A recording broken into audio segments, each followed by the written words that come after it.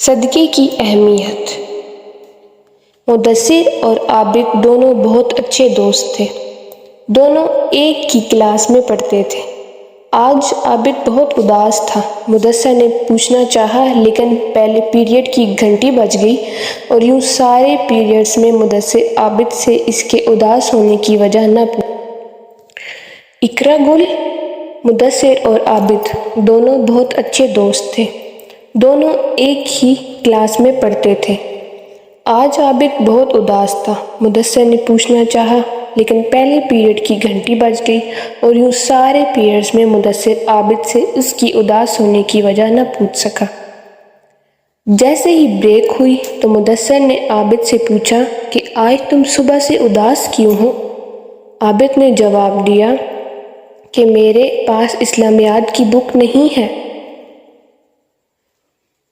Break کے بعد جب میں کلاس میں جاؤں گا تو سر سے کیا کہوں گا کیونکہ مجھے آج سبق بھی نہیں یاد ہے۔ عابد کی بات سن کر مدثر فوراً سے کلاس کی طرف دوڑا اور اپنی اسلامیات کی کتاب لا کر عابد کو دے دی۔ عابد نے بہت خوشی سے کتاب لی اور بریک میں ہی سارا سبق یاد کر لیا۔ پھر دونوں دوست پیریڈ کی گھنٹی بجتے ہی کلاس کی طرف چل دیے۔ چند لمحوں کے بعد سر احمد کلاس میں تشریف لائے اور بہت شفقت بھرے لہجے میں انہوں نے بچوں سے کہا،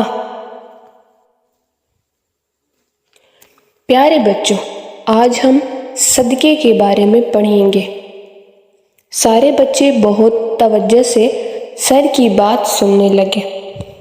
سر نے بچوں کو بتایا کہ اللہ کی راہ میں کوئی بھی چیز ثواب کی نیت سے خرچ کرنا صدقہ کہلاتا ہے۔ مزید وضاحت کرتے ہوئے بولے کہ ہم اللہ کی راہ میں صدقہ کریں گے تو اس سے نہ صرف ہمارے گناہ معاف ہوں گے بلکہ ہماری بہت سی بیماریاں بھی ختم ہو جائیں گی اور ہمیں بہت سا ثواب ملے گا۔ سر کی باتیں نہ صرف کلاس کے بچے غور سے سن رہے تھے بلکہ ان کے تجسس میں مزید اضافہ ہو رہا تھا۔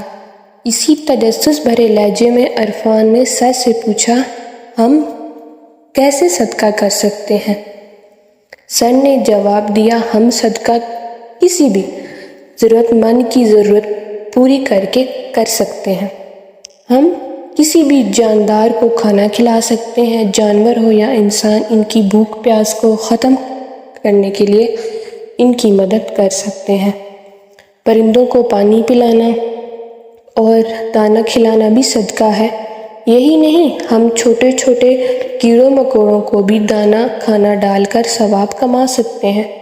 سب سے بہترین اور آسان صدقہ علم کے راستے میں کسی کی مدد کرنا ہے، اور علم کے راستے میں کیے گئے صدقے کو صدقہ جاریہ کہتے ہیں، جس کا ثواب ہمیشہ ملتا رہتا ہے۔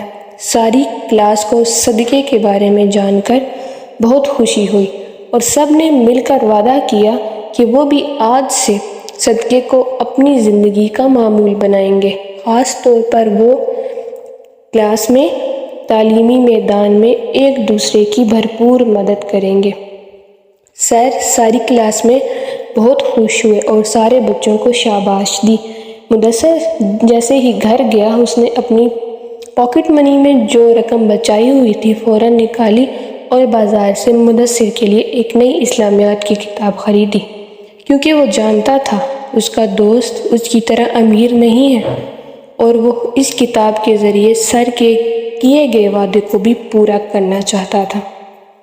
شام کو مدثر عابد کے گھر گیا اور عابد کو کتاب پیش کی تو عابد کی آنکھوں میں آنسو آ گئے۔